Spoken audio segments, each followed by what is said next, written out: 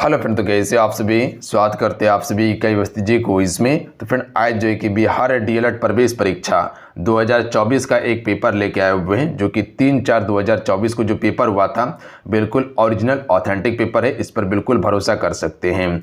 जो 2025 में एंट्रेंस देने वाले हैं, एग्जाम देने वाले हैं, सबसे पहले आप सिर्फ प्रीवियस पेपर को देख लीजिए कि क्या क्वेश्चन पूछा गया था पेपर में, उसी हिसाब से आप रणनीति बना के तैयारी कर पाइएगा। तो चलिए शुरू करते हैं आज की इस वीडियो को। फ्रेंड वीडियो को शुरू से अंत तक जरूर देख लीजिएगा आप सभी, और जितने भी मेरे साथ में हैं आप सभी एक बार वीडियो को लाइक जरूर कर दीजिएगा दिल से, क्योंकि आप ही के लिए हम इतना मेहनत कर रहे हैं। जो चैनल पर पहली बार आए चैनल को जरूर सब्सक्राइब करें, घंटे को प्रेस कर लीजिएगा ताकि जब भी क्लास हो नोटिफिकेशन आप सभी को प्राप्त हो सके। आइए पहला जो है कि हम सभी हिंदी सेक्शन से ही कंप्लीट करते हैं। पहला देखिए हिंदी सेक्शन है। क्वेश्चन है कि व्यंजन वर्ण के साथ स्वर या व्यंजन वर्ण के मिलने से जो विकार उत्पन्न होता है उसे हम सभी क्या कहते हैं। तो राइट आंसर ऑप्शन में भी हो जाएगा व्यंजन संधि के नाम से जानते हैं, बी करेक्ट आंसर होगा। चीजें क्लियर हैं। अगला क्वेश्चन देख लीजिएगा। क्वेश्चन है कि दो या दो से अधिक शब्दों से मिलकर बने हुए नवीन एवं सार्थक शब्द को डैश कहा जाता है। देखिए इन सेट में किसी भी क्वेश्चन का आंसर पता हो तो आंसर आप सभी नीचे कमेंट करके जरूर बताइएगा, और लास्ट में कितने स्कोर कर पा रहे हैं ये भी जरूर बताइएगा हमें। तो राइट आंसर ऑप्शन में से हो जाएगा इसे समास कहा जाता है। याद रखिएगा समास का कितना भेद है, बिल्कुल 6 भेद हैं। कौन कौन सा? अव्ययी भाव समास, तत्पुरुष समास, द्विगु समास, द्वंद्व समास, क्रमधारय और बहुब्रीहि समास। एक नए समास भी होता है तो वो पूछा जाए तो 7 हो जाएगा। यथा स्थान समासिक शब्द का समास विग्रह होगा, यानी कि विग्रह क्या होगा? यथा स्थान का, तो यथा के अनुसार स्थान इसका बिल्कुल करेक्ट आंसर होगा। अगला क्वेश्चन देखिए, गद्यांश को पढ़कर यहाँ पर उत्तर देना है। यहाँ पर पूरा गद्यांश पढ़ने के बाद अगर नीचे आइएगा तो यहाँ से आपसे जो क्वेश्चन पूछा गया है कि उपयुक्त गद्यांश का शीर्ष क्या होगा। तो जब पूरा गद्यांश पढ़िएगा तब आपको शीर्ष का पता चलेगा। तो यहाँ पर भारत माता जो है यही आपका शीर्ष है पूरा गद्यांश का। तो ऑप्शन में ए राइट आंसर होगा। बात समझे आप सभी। अगला प्रश्न देखिएगा, गजेटेड के लिए सही परिभाषित शब्द हैं। तो राजपत्रित जो है कि गजेटेड के लिए सही परिभाषित शब्द होता है। तो ऑप्शन में ए राइट आंसर होगा। अगला प्रश्न देखिएगा। अगला प्रश्न है कि ट वर्ग का उच्चारण स्थान क्या है। राइट आंसर ऑप्शन में हो जाएगा मूर्धन या मूर्धा जो है ये आपका ट वर्ग का उच्चारण है। तो ट वर्ग जितना भी है वो सभी जैसे ट ठ ड ये सभी क्या है मूर्धा से उच्चारण होता है। कंठ से जैसे क ख ग कंठ से, त थ द दंत से होता है, प फ ब ओठ से होता है। ठीक है। अगला है भारतीय का भाववाचक संज्ञा कौन सा होगा, यानी कि भारतीय का भाववाचक संज्ञा बनाना है यहाँ पे। तो राइट आंसर हो जाएगा भारतीयता जो है कि भाववाचक संज्ञा होगा इसका। बस जहर उगलना मुहावरे का अर्थ क्या होता है? बिल्कुल सिंपल और आसान क्वेश्चन है, आराम से बना सकते हैं। अपमानजनक बातें कहना, ये बिल्कुल सही है। अगला क्वेश्चन है कि इनमें से कौन सा वाक्य अशुद्ध है। तो इसका राइट आंसर ऑप्शन में ये हो जाएगा कि गया में कई दर्शनीय स्थल देखने योग्य हैं, ये गलत है। सही क्या होगा कि गया में कई स्थल देखने योग्य हैं। तो यहाँ पर दर्शनीय नहीं होगा, ध्यान दीजिएगा, देखने योग्य हैं। तो ऑप्शन में ए ही आपका अशुद्ध है। अगला क्वेश्चन है कि वह पहले से बहुत तेज दौड़ता है। रेखांकित शब्द का पदबंध क्या होगा। तो ये रेखांकित शब्द दिया है, इसका पदबंध बताना है आपको। तो इसमें क्रिया विशेषण पदबंध है। तो ऑप्शन में बी राइट आंसर होगा। क्या बोला गया? वो पहले से बहुत तेज दौड़ता है। तो ये जो पहले से बहुत तेज दौड़ता है ये आपका क्रिया विशेषण पदबंध है। देखिए आपसे को बताना चाहते हैं बिहार डीएलएड प्रवेश परीक्षा 2025 के लिए ई बुक लॉन्च कर दिया गया है। बहुत सारे बच्चे डिमांड कर रहे थे। ये ई बुक आपका साइंस, हिंदी और सामाजिक विज्ञान का ई बुक है। इसमें मोस्ट इंपॉर्टेंट ऑब्जेक्टिव प्रश्न दिया गया है। 1500 प्लस प्रश्न आपके लिए रखे हुए हैं जो कि हाईएस्ट स्कोर करने में आपको मदद करने वाला है। रामबाण की तरह लास्ट में काम करने वाला है आपके लिए। तो कम से कम इसको आप सभी डाउनलोड करके पढ़ लीजिए। बिल्कुल समझ लीजिए कि आपके लिए कैप्सूल है। इसको सिर्फ आप सभी पचा लीजिए, काम आपका बन जाएगा। बहुत ही कम प्राइस इसका रखे हुए हैं ताकि सभी बच्चे इसे अफोर्ड कर ले और सभी बच्चे इसको पढ़ के जाएं और हाईएस्ट स्कोर कर पाए पेपर में। इसमें सारा सेक्शन हम मेंशन कर दिए हुए हैं। कुछ स्पेशल टॉपिक भी इसमें प्रोवाइड कर दिए, जैसे कि हिंदी में अलंकार का वेटेज ज़्यादा रहता है। तो अलंकार का टॉपिक वाइज क्वेश्चन हम प्रोवाइड कर दिए हैं लगभग 100। उसी प्रकार से छंद हो गया, रस हो गया, समास हो गया, संधि विच्छेद का, ये टॉपिक वाइज कुछ क्वेश्चन हम प्रोवाइड कर दिए हैं। तो बेस्ट ई बुक आपके लिए रहने वाला है, कम समय में बेहतर आपसे स्कोर कर पाइएगा। तो जिसको लगता है कि हाँ तैयारी में कुछ कसर है तो इस ई बुक को डाउनलोड करके पढ़ लीजिए, काम आपका हो जाएगा, हाईएस्ट स्कोर कर पाइएगा आप सभी। ये PYQ बेस्ड बनाया गया है, यानी कि जिस प्रकार से क्वेश्चन पूछा गया उसी प्रकार से ये क्वेश्चन हम तैयार किए हुए हैं। तो इसको कम से कम आपको पढ़ना चाहिए मेरे ख्याल से। तो जाइए डाउनलोड कीजिए और पढ़ना चालू कीजिए। लिंक डिस्क्रिप्शन में और कमेंट बॉक्स में पिन कर दिए हैं, लिंक पे क्लिक करके डायरेक्ट वेबसाइट पे जाइएगा, वहां से आप सभी इसको डाउनलोड कर लीजिएगा, ठीक है। उसके बाद मोबाइल में आपका सेव हो जाएगा। तो जाइए डाउनलोड कीजिए और पढ़ना चालू कर दीजिए और एक सीट पक्का कीजिए सरकारी कॉलेज में आप सभी। बात समझिए आप सभी। अगला क्वेश्चन देखिए, आम खाया जाता है, इसमें कौन सा वाच्य है? देखिए आम खाया जाता है तो यहाँ पर कर्म कर रहा है तो कर्म वाच्य होगा, याद रखिएगा आप सभी। कृत्यवाच्य में क्या होता है, यहाँ कर्ता आएगा, और भाववाच्य में भाव को प्रदर्शित करेगा। जैसे मुझसे ये काम नहीं होगा, ये भाववाचक संज्ञा है, सॉरी वाच्य है। अगला क्वेश्चन देखिए, आप मेरे घर आएंगे या मैं ही जाऊंगा, वाक्य है। देखिए आप मेरे घर आएंगे या मैं ही जाऊंगा, ये संयुक्त वाक्य होगा, याद रखिएगा आप सभी। यहाँ पर देखिए दो बिल्कुल बराबर शब्दों में है ना। आप मेरे घर आएंगे और मैं आपके घर जाऊंगा, ये भी आपका संयुक्त वाक्य का उदाहरण है। और सरल वाक्य में क्या होता है, जैसे आप मेरे घर आएंगे, ये सरल वाक्य है, ध्यान दीजिएगा आप सभी, बात समझें। अगला क्वेश्चन देख लीजिएगा, शब्द जो सुनकर हम जो समझते हैं वह है, तो इसे अर्थ समझते हैं, याद रखिएगा। शब्द जो सुनकर हम जो समझते हैं वो उसका अर्थ समझते हैं। आइए अगला क्वेश्चन देख लीजिएगा, किसी को बहुत देर तक सोया हुआ देखकर यह कहना कि सूरज निकल गया है, सूरज निकलने से यदि बिछावना छोड़ने का अर्थ निकलता है तो यह अर्थ है। तो ये आपका व्यंजक अर्थ होगा, याद रखिएगा आप सभी। कौन सा अर्थ होगा, व्यंजक अर्थ होगा। अगला क्वेश्चन देख लीजिएगा, क्वेश्चन में 16 पर ध्यान दीजिएगा आप सभी, कि जिसकी तुलना या समस्तता किसी दूसरे वस्तु से की जाती है, अलंकार में उस तत्व को क्या कहते हैं? जिसकी तुलना या समता कर सकते हैं, समता किसी दूसरे वस्तु से की जाती है, तो उसमें जो अलंकार है वो कौन सा अलंकार होगा? तो इसमें जो होगा उपमान अलंकार होगा, याद रखिएगा। उपमान में जो होता है वो तुलना किया जाता है, एक उपमा भी है, उस उपमान होगा इसका। अगला है, जहां मानवेतर जड़ अथवा चेतनों में मानव जैसी हरकतों को आरोपित किया जाता है, वहां कौन सा अलंकार होगा? जहां मानवेतर जड़ अथवा चेतनों में मानव जैसी हरकतों को आरोपित करते हैं, वहां पर जो अलंकार होता है मानवीकरण अलंकार होता है। मानव का बात यहां पर किया गया, तो डायरेक्ट टिक कर सकते थे। विरोधाभास अलंकार में विरोध प्रदर्शन होता है इसमें।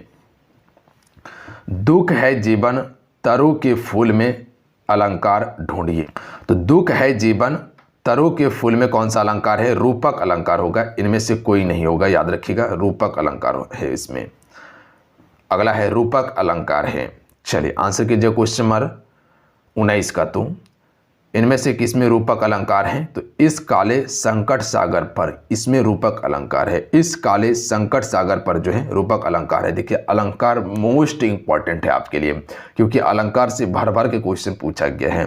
तो जल्द ही हम अलंकार का एक सेशन लेके आएंगे जिसमें कि आपको पूरा डिटेल से हम बताने वाले हैं। और देखिए आप सभी के लिए अलंकार का स्पेशल हम क्लासेस एप्लीकेशन पे दिए हुए हैं, जो कि बिल्कुल थ्योरी क्लासेस है, जिसमें आपको अलंकार का बहुत सारा प्रैक्टिस सेट क्वेश्चन भी हम आपको प्रोवाइड किए। देखिए आप सभी के लिए हम एप्लीकेशन पे क्लासेस भी शुरू कर दिए हैं, जहां पर बिल्कुल theory class topic wise classes आपको दिया जाएगा। वहां पर बिल्कुल ऑथेंटिक सारे चीज़ टू द पॉइंट कंप्लीट करवाया जाएगा। जैसे कि अलंकार से प्रश्न काफ़ी ज़्यादा क्वेश्चन पूछा जाता है, छंद से क्वेश्चन पूछा जाता है, रस से क्वेश्चन पूछा जाता है। तो ये मोस्ट इंपॉर्टेंट टॉपिक है जो बिल्कुल आपको थ्योरी पढ़ाया जाएगा, और कैसे आपको समझना है, कैसे आपको पेपर में प्रश्न को बनाना है, ये सारा प्रोसेस आपको वहाँ पर बताया जाएगा। कुछ चीज़ें ऐसा आता है जो बिल्कुल एक बार में समझकर आप इसको बना के निकल सकते हैं, कहीं कोई दिक्कत नहीं होगा। अलंकार कैसे पहचाना जाता है, क्या पहचानने का तरीका है, ये सारा चीज़ हम एप्लीकेशन पे बताएं। कैसे ज्वाइन करना है क्लासेस को, लिंक डिस्क्रिप्शन में दिया हुआ एप्लीकेशन का, अन्यथा प्ले स्टोर पे जाइएगा, वहाँ डायरेक्ट आपको युवा शक्ति जीके को सर्च करना है, और उसके बाद डाउनलोड करके रजिस्ट्रेशन करके उसके बाद ज्वाइन कर लीजिएगा। बिहार डीएलएड प्रवेश परीक्षा 2025 कोर्स को ज्वाइन करना है आप सभी को, ठीक है।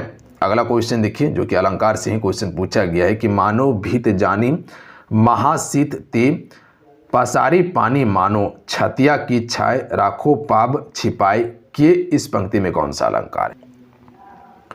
उत्प्रेक्षा अलंकार है, याद रखिएगा आप सभी। कौन सा अलंकार है? उत्प्रेक्षा अलंकार है। इसमें अभी ज़्यादा दिमाग आपको नहीं लगाना है क्योंकि इसको जब तक समझिएगा नहीं तब तक नहीं बना पाइएगा आप सभी इसको। अगला क्वेश्चन देखिए, मैं निज रोदन में राग लिए फिरता हूँ शीतल वाणी में आग लिए फिरता हूँ, इस पंक्ति में कौन सा अलंकार है? राइट आंसर हो जाएगा विरोधाभास अलंकार है। यहाँ पर देखिए विरोध प्रदर्शन किया जा रहा है। क्या कहा जा रहा है कि मैं निज रोदन में राग लिए फिरता हूँ शीतल वाणी में आग लिए फिरता हूँ, तो यहाँ पर विरोध की बात किया गया है। अगला क्वेश्चन देखिए कि भगन में कितने लघु और कितने गुरु वर्ण होते हैं? तो राइट आंसर हो जाएगा ए, आपका जो है कि लघु वर्ण होगा 1 और उसके बाद जो है कि गुरु वर्ण 2 होगा। तो ऑप्शन में 1 करेक्ट आंसर हो जाए। अगला है कि किसी वर्णिक छंद के प्रत्येक चरण में जगन, तगन, जगन और रगन के क्रम में कुल 12 वर्ण होते हैं, तो उसे कौन सा वर्णिक छंद कहते हैं? तो इसे वंशस्थ कहा जाता है। ऑप्शन में डी राइट आंसर होगा। अगला है काव्य गुणों में राजा किसे माना गया है? तो देखिए काव्य गुणों में राजा जो माना गया है वह आपका प्रसाद गुण को माना गया है, तो बी राइट आंसर होगा। आइए अगला क्वेश्चन है कि जो भाव केवल अल्पकाल तक संचरण करके चले जाते हैं उन्हें कौन सा भाव कहा जाता है? तो इसे संचारी भाव कहा जाता है, याद रखें। उसके बाद आगे देखिएगा, on the origin of species नामक पुस्तक किसने लिखी थी? यह साइंस का क्वेश्चन है। चलिए बता सकते हैं कोई इस क्वेश्चन का राइट आंसर क्या होगा? डार्विन के द्वारा। ऑप्शन में 1 करेक्ट आंसर होगा। अगला क्वेश्चन है, निम्नलिखित में से कौन चालक का मात्रक नहीं हो सकता है? तो देखिए चालक का मात्रक जो नहीं हो सकता है सेकेंड प्रति मीटर, ये चालक का मात्रक नहीं हो सकता है, जबकि किलोमीटर प्रति घंटा हो जाएगा, मीटर प्रति सेकेंड हो जाएगा और सेंटीमीटर प्रति सेकेंड हो जाएगा, जबकि सेकेंड प्रति मीटर नहीं हो सकता है। अगला क्वेश्चन देख लीजिएगा। अगला प्रश्न देखिए 61 नंबर प्रश्न है कि चंद्रमा की सतह के नज़दीक 2 अलग अलग द्रव्यमान की वस्तुएं मुक्त रूप से गिर रही है तो क्या होगा? तो याद रखिएगा किसी भी क्षण उनका वेग सामान्य होगा, किसी भी क्षण में उसका वेग क्या होगा? सामान्य होगा। अगला है, एक पारा बैरोमीटर में यदि पारा युक्त ट्यूब में पारामीटर ऊपर उठते हैं तो क्या होगा? तो पारा स्तंभ की ऊर्ध्वाधर ऊंचाई घटेगा, याद रखिएगा। ऑप्शन में ए राइट आंसर होगा। क्वेश्चन को समझिए, क्वेश्चन क्या कहना चाह रहा है कि एक पारा बैरोमीटर में यदि पारा युक्त ट्यूब में पारामीटर ऊपर उठते हैं तो पारा स्तंभ की ऊर्ध्वाधर ऊंचाई घटेगा। अगला है, ध्वनि तरंगे सबसे तीव्र गति से गमन करता है, तो ठोस में सबसे ज़्यादा गमन करता है ध्वनि तरंगे, जबकि निर्वात में आपका प्रकाश गमन करता है सबसे तेज।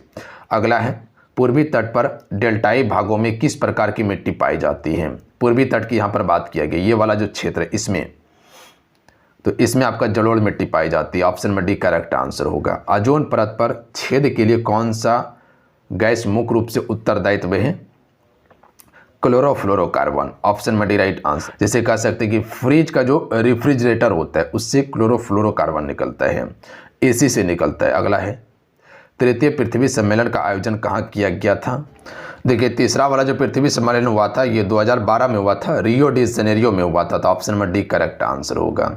अगला है, निम्नलिखित में से कौन सा जीवाश्म ऊर्जा है? चलिए क्वेश्चन में 67 का आपसे राइट आंसर कीजिएगा कि इनमें से कौन सा एक जीवाश्म ऊर्जा है?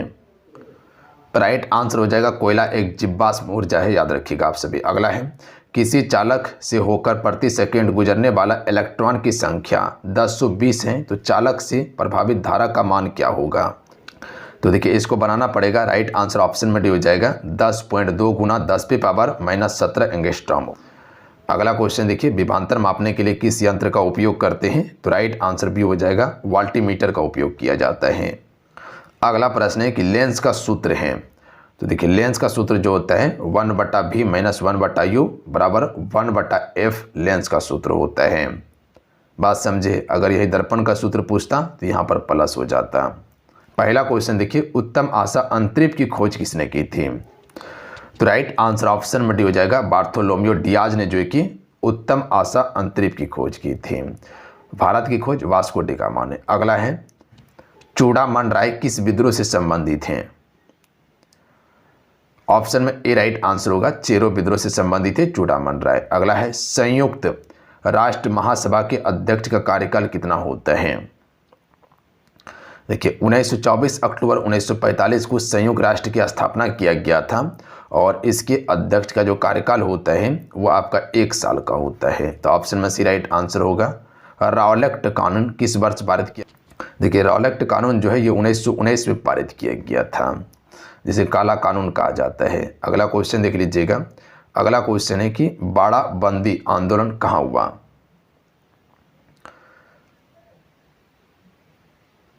राइट आंसर ऑप्शन में से हो जाएगा इंग्लैंड में हुआ था। एल नीनो किस महासागर में उत्पन्न होती हैं? तो बी करेक्ट आंसर होगा, प्रशांत महासागर में एल नीनो उत्पन्न होती है। ग्लेशियरों के पिघलने और डेल्टा क्षेत्र में बाढ़ आने का कारण क्या है? तो ऑप्शन में ए राइट आंसर होगा, वायु प्रदूषण इसका मुख्य कारण है। अगला क्वेश्चन देख लीजिएगा कि भारत में खाद्यान्न उत्पन्न की खरीद, वितरण और भंडारण के लिए कौन सा एजेंसी जिम्मेदार है? तो भारतीय खाद्य निगम जो है यही जिम्मेदार है आपका। अगला है लो एस्क को गलाने में प्रयुक्त धातु कर्म कोयला है। तो राइट आंसर हो जाएगा बिटुमेन्स कोयला, बिल्कुल करेक्ट आंसर होगा। देखिए एंथ्रासाइट जो कोयला होता है सबसे अच्छा किस्म का कोयला होता है, दूसरा सबसे अच्छा बिटुमेन्स कोयला है और जो कि भारत में सबसे ज़्यादा पाया जाता है। पीट कोयला सबसे बेकार कोयला होता है। अगला क्वेश्चन है कि चिपको आंदोलन के प्रणेता कौन है? देखिए 1913 में जो है कि चिपको आंदोलन शुरू हुआ था और सुंदरलाल बहुगुणा इसका बिल्कुल राइट आंसर होगा। मुंबई हाई क्यों प्रसिद्ध है? राइट आंसर हो जाएगा खनिज तेल हेतु जो है कि आपका मुंबई हाई प्रसिद्ध है। अगला प्रश्न देखिएगा, संसार की सबसे ऊंची सड़क कहाँ है? तो ये आपका लद्दाख में पड़ता है जो कि उमलिंग ला दर्रा में है। अगला है कोयला किस प्रकार का संसाधन है? ये अनवीनीकरणीय ऊर्जा है, याद रखिएगा। जैसे पेट्रोल हो गया, कोयला हो गया, ये सभी अनवीनीकरणीय ऊर्जा है, भविष्य में ये खत्म हो जाएगा। जैसे खत्म नहीं होने वाला ऊर्जा जैसे कि हवा वाला जो है, उसी प्रकार से पनबिजली हो गया, उसी प्रकार से कह सकते कि सोलर वाला हो गया, ये सभी आपका नवीनीकरणीय ऊर्जा संसाधन है। अगला है समवर्ती सूची का प्रावधान किस देश से लिया गया है? देखिए समवर्ती सूची में कह सकते हैं कि केंद्र और राज्य सरकार कानून बनाता है, जैसे जनसंख्या हो गया, उसी प्रकार से शिक्षा हो गया, ये सभी समवर्ती सूची का विषय है। तो ये ऑस्ट्रेलिया के संविधान से लिया गया। ऑप्शन में बी राइट आंसर होगा। अगला क्वेश्चन है कि भारतीय संविधान में कितने अनुच्छेद हैं? तो कुल 395 अनुच्छेद है मूल रूप से, याद रखिएगा आप सभी, बट अभी बढ़ के लमसम 450 प्लस हो चुका है। उसके बाद है सर्वोच्च न्यायालय में न्यायाधीशों की कुल स्वीकृति संख्या है। तो कुल 34 है, याद रखिएगा आप सभी स्वीकृति संख्या न्यायाधीशों का। अगला है इनमें से कौन सी स्वतंत्रता भारतीय नागरिकों को नहीं है? तो देखिए भारतीय नागरिक को जो स्वतंत्रता नहीं मिला है, सशस्त्र विद्रोह में भाग लेने की स्वतंत्रता, ये नहीं है, याद रखिएगा आप सभी। जबकि सरकार की आलोचना करना ये है, सरकार बदलने के लिए आंदोलन शुरू करना ये भी है, संविधान के केंद्रीय मूल्यों का विरोध करना ये भी है। जबकि सशस्त्र विद्रोह में भाग लेना ये भारतीय नागरिकों की स्वतंत्रता नहीं है। अगला है निर्वाचन में राजनीतिक दलों के लिए आचार संहिता का निर्माण और उसकी घोषणा कौन करता है? तो ये निर्वाचन आयोग ही करता है, याद रखिएगा आप सभी। जो आचार संहिता लगाया जाता है वो निर्वाचन आयोग कराता है। अगला क्वेश्चन देख लीजिएगा। अगला क्वेश्चन है कि किस आधार पर लोकतंत्र को सर्वोत्तम शासन कहते हैं? तो ये किस आधार पर कहा जाता है? जनमत पर आधारित कहा जाता है। ऑप्शन में डी करेक्ट आंसर होगा। अगला है लोकतंत्र के विकास के तीसरे चरण में किस विचार को मान्यता मिली? तो राइट आंसर ऑप्शन में डी हो जाएगा। राइट आंसर ऑप्शन में डी हो जाएगा, राजनीतिक समानता के साथ आर्थिक समानता को मान्यता मिली थी। तो डी करेक्ट आंसर होगा।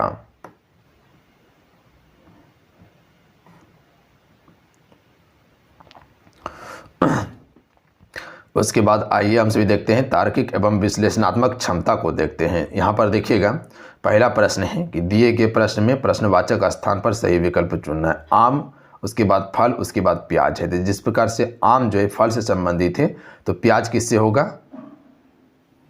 तना से संबंधित होगा। ऑप्शन में डी राइट आंसर होगा। प्याज क्या है? तना है। आलू क्या है? तना है। जबकि मूली क्या है? वो आपका जड़ है। दिए गए श्रृंखला में से प्रश्नवाचक स्थान पर कौन सा सही शब्द होगा? तो यहाँ पर बिल्कुल आराम से बना सकते हैं, इस प्रकार से बिल्कुल घटा घटा के जाइएगा। तो इसका राइट आंसर क्या हो जाएगा? 81 आएगा, याद रखिएगा। जैसे कि 27 में 18 को माइनस कीजिए, 34 में 18 को माइनस कीजिए, एक सीरीज बनेगा आपका। उसी प्रकार से आगे जो आएगा वो आपका 81 आएगा। उसके बाद देखिए अगला क्वेश्चन डायरेक्शन से क्वेश्चन पूछा गया है कि यानी कि दिशा निर्देश से। इसमें आपको दायां बायां पता होना चाहिए। उसके बाद आराम से आंसर इसको कर लीजिएगा। जैसे कि दक्षिण में गया, दक्षिण में घुमाना है, दायां घुमाना है। उसके बाद फिर वो आपका बायां घुमा, तो बायां आपको घुमाना है, फिर दायां घुमा, और उसी प्रकार से आप इसको बना के देखिएगा। तो आराम से इसको आंसर कर लीजिएगा। इससे पहले आपको पूरा प्रोसेस हम बनाने का बताएं हैं, ठीक है। तो चलिए इस क्वेश्चन का राइट आंसर करके हमको बताइएगा नीचे कमेंट करके। आंसर आपको बता देते हैं हम। बनाने का कोशिश कीजिएगा। 25 किलोमीटर होगा, सॉरी 25 मीटर होगा, किलोमीटर नहीं, दूरी ही पूछा यहाँ से।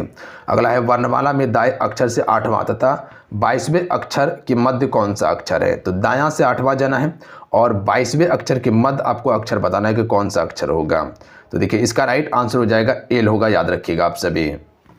अगला प्रश्न देख लीजिएगा। उसके बाद जो है कि आपका 5 व्यक्ति PQRST एक गोला में बैठा हुआ है, जबकि RP तथा टी के मध्य बैठा हुआ है। तो क्यू टी के ठीक बाएं बैठा है, तो टी के दाएं दूसरा कौन सा होगा? तो ये भी आराम से बना सकते हैं। सीटिंग एग्रीमेंट है। आपको बताए थे कि अगर केंद्र में बैठा जाए तो दायां इधर जाएगा, बायां इधर जाएगा। मुख बाहर की ओर करके बैठा जाए तो आपका दायां इधर जाएगा, बायां इधर जाएगा, याद रखिएगा आप सभी। इसी प्रकार से डायरेक्शन बना के बिल्कुल आराम से बना सकते हैं। चलिए इस सभी का आंसर आपको नीचे करके बताना है। आंसर बताते हैं आपको, अन्यथा फिर कन्फ्यूजन हो जाएगा। और नहीं तो जब स्पेशल क्लास लेंगे तो उसमें इसका सोल्यूशन हम करा देंगे। जैसे कि मैथमेटिक्स का स्पेशल क्लास होगा, रीजनिंग का क्लासेस होगा, तो वो सभी हम बिल्कुल कंप्लीट करा देंगे आपको। फिर कोशिश कीजिएगा आप सभी। अगला क्वेश्चन देखिए, 7 से 34 है, जैसे 5 से डैश है। देखिए 7 पचे 35 और माइनस 1 34, उसी प्रकार से 25 25 और माइनस 1 24 होगा। अगला है निम्नलिखित आकृति में से कितने वर्ग मौजूद हैं? तो इसमें आपको वर्ग बताना है कि कितना वर्ग है। तो इसका आंसर आपको हम बता देते हैं। तो इसमें कुल 19 वर्ग होगा। ऑप्शन में 20 सही होगा, याद रखिएगा आप सभी। कुल 19 वर्ग होगा, गिनती करके देखिएगा आप। अगला प्रश्न देखिए, ये भी आपका एक सीरीज का क्वेश्चन दिया हुआ है। तो यहाँ पर जैसे कि 42 है, 40 है, 38 है, 35 है, 33 है, 31 है और 28 दिया हुआ है। तो यानी कि घटते क्रम में दिया गया है। तो इसका राइट आंसर क्या होगा? देखिए इस सीरीज को पहले मिलाइए इस प्रकार से, और उसके बाद फिर इस सीरीज को आपको मिलाना है, उसके बाद ही आंसर होगा। जैसे कि 42 में आपका 38 जाएगा तो कितना बचेगा? 4 बचेगा। उसके बाद 38 में 33 जाएगा तो 5 बचेगा, और 33 में 28 जाएगा तो 5 बचेगा। तो फिर अगला सीरीज क्या आएगा? तो 28 में अगर यहाँ पर ये वाला 4 को माइनस कीजिएगा तो यहाँ 24 बचेगा, ठीक है। तो 24 यहाँ सीरीज में आपको दिखाई दे रहा है। फिर अगला सीरीज को लीजिए, जैसे कि 40 में 35 को माइनस कीजिएगा, 5 हो जाएगा। फिर 31 में आपको 35, फिर 35 में 31 माइनस कीजिएगा तो 4 हो जाएगा। और उसी प्रकार से अगला सीरीज आपको 5 ही माइनस करना है। तो 31 में 5 को माइनस कर दीजिएगा तो 26 होगा। तो यहाँ पर 26 आ जाएगा। तो ऑप्शन में सी करेक्ट आंसर होगा। अगला क्वेश्चन देख लीजिएगा। यहाँ पर आपको एक रैंकिंग वाला क्वेश्चन दिया हुआ है। तो इसमें 55 लड़का बिल्कुल करेक्ट आंसर होगा। उसके बाद देख लीजिएगा, एक निर्देश दिया हुआ है, उम्मीदवार दिया हुआ है। तो इसको आपसे बनाने का कोशिश कीजिएगा। कम से कम 65% अंकों के साथ सिविल इंजीनियरिंग स्नातक होना चाहिए। उसके बाद बी में दिया हुआ है। तो थोड़ा सा इसको पढ़ के बनाइएगा तो आराम से क्वेश्चन का आंसर कर सकते हैं। थोड़ा सा इसमें लेंदी प्रोसेस है, बट कोशिश करेंगे कि इसको बना दें हम। अब आइए थोड़ा सा मैथमेटिक्स का प्रश्न देख लीजिए, जो कि मैथमेटिक्स से प्रश्न पूछा गया है। आपसे बनाने का कोशिश कीजिएगा। ये सभी सेशन आपका स्पेशल आएगा, क्योंकि अगर यहाँ पर बनाना शुरू करेंगे तो ये क्लासेस बहुत बड़ा हो जाएगा। देखिए द्विघात समीकरण से क्वेश्चन आया है। तो डायरेक्ट ये देखिए कहाँ से प्रश्न पूछा गया, किस टॉपिक से पूछा गया। देखिए यहाँ पर आपका जो है कि बट्टा से क्वेश्चन भी आया हुआ है। उसके बाद जो है कि प्रॉफिट इन लॉस से क्वेश्चन आया हुआ है। समीकरण से क्वेश्चन दिया हुआ है।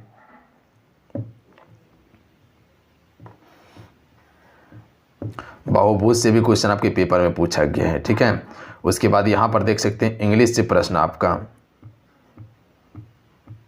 डायरेक्ट स्पीच से क्वेश्चन आया हुआ है, इनडायरेक्ट से क्वेश्चन है, सेंटेंस बदलने के लिए दिया हुआ है,